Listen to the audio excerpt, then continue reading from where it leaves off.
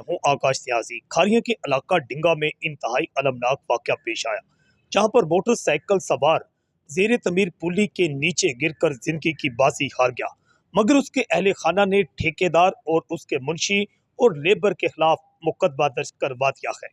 इस सिलसिले में थाना डिंगा के इलाका में आसफ वल्द राजहां सकता मोहल्ला चौहाना डिंगा ने FIR दर्ज करवाई है, जिसमें इस सड़क को बनाने वाला ठेकेदार राना मुनव्वर, उसका मुंशी मुबशर और उसकी लेबर के खिलाफ मुकदमा दर्ज हुआ।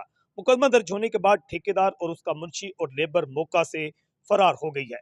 इत्तलात ये सामने आई है, आसफ का कहना है कि उसका भतीजा जो है वहां सड़क पर मोटरसाइकिल पर जा रहा था कि वहां पर उसने देखा कि उसके भतीजा अचानक पुली के नीचे जा गिरा, जिसके बायस उसे सर में शदीद चोट आई और अब्दुल वहाब जट जो है मौका पर जिंदगी की बाजी हार गया।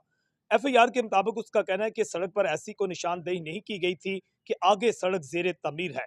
इस महकमा की ठेकेदार की गफलत के बायस और लेबर की गफलत के बायस यह हादसा पेश आया और इस नौजवान की हलाकत का जिम्मेदार भी ठेकेदार को FIR के मुताबिक ठहराया गया है।